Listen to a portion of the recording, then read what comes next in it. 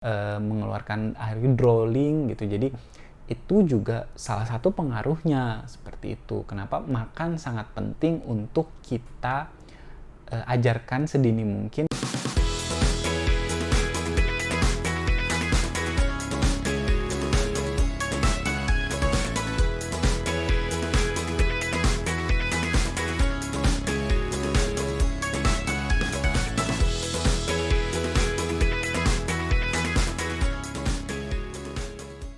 Assalamualaikum warahmatullahi wabarakatuh.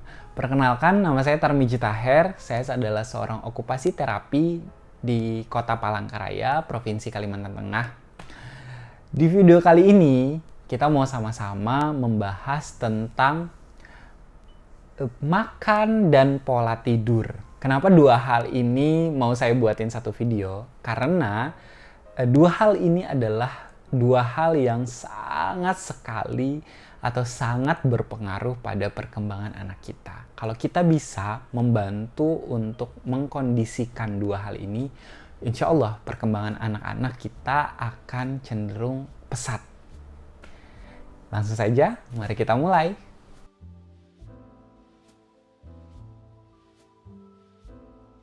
Yang pertama, kita mau bahas tentang makan. Makan ini masuk dalam kebutuhan biologis kita, kebutuhan dasar bahasanya, bukan biologis, kebutuhan dasar kita. Jadi makan adalah hal yang paling utama perilaku atau kebiasaan yang dilakukan oleh anak. Makan ini masuk juga yaitu menyusu, ngedot, itu masuk dalam makan. Misalnya, anak-anak sudah usia 2 tahun lebih tapi masih ngedot, itu sangat mempengaruhi perkembangan motorik mulutnya. Anak-anak dengan ngedot usia 2 tahun itu banyak sekali hal yang akhirnya terhambat karena ngedot itu. Bisa jadi efek sampingnya, anak-anak ngeces, kurang jelasnya artikulasi saat berbicara, atau memang belum ada suara atau belum ada bicara saat komunikasi. Kenapa sih efek ngedot sangat luar biasa? Karena kan ngedot hanya menghisap, tidak menggeser, tidak apa gitu. Aktivitas gerakan mulutnya terbatas hanya gerakan itu.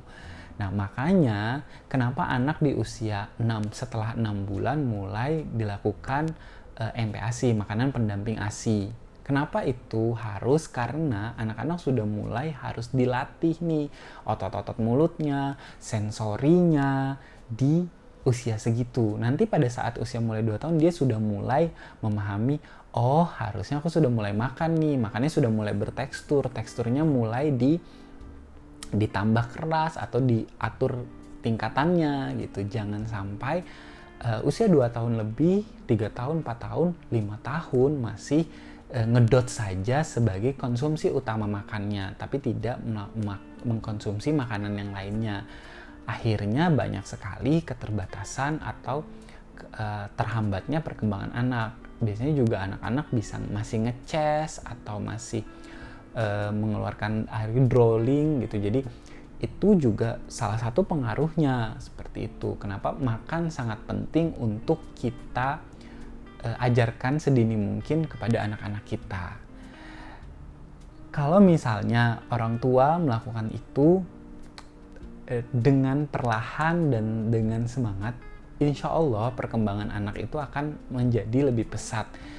Jadi jangan takut untuk anak kita kesedak, jangan berpikir bahwa anak saya nggak mau makan. Nah, sebenarnya tidak mau makan itu bukan karena mereka tidak mau, tapi mereka tidak mengenal tekstur itu. Mereka tidak kita ajarkan, karena makan itu kita ajarkan. Mengedot dan minum susu aja kita yang memberikan seperti itu. Jadi seperti itu juga makanan. Kalau kita mengajarkan mereka untuk konsumsi ini, nah mereka juga akan belajar dengan proses itu. Jadi jangan merasa kitanya menyerah sebagai orang dewasa untuk melakukan aktivitas makan itu.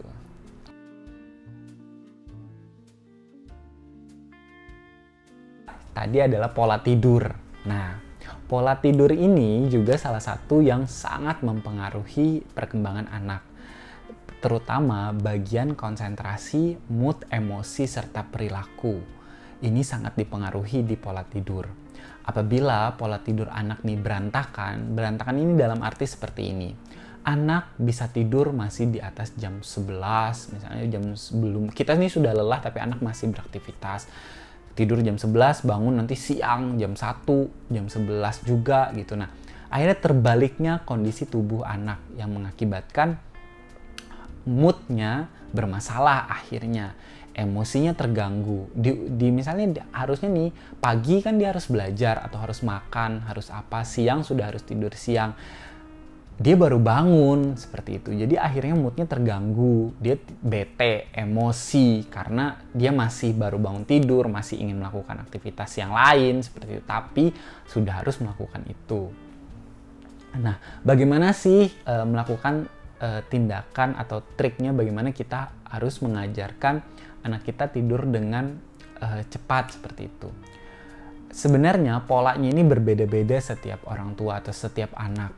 Yang paling penting, tidur anak harus benar-benar sesuai dengan usianya.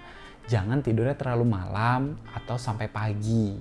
Nah, misalnya nih, dia sudah mengkonsumsi makanan misalnya sore hari dia sudah makan, atau pasti nanti dia sudah tidur atau sudah tidur seperti itu.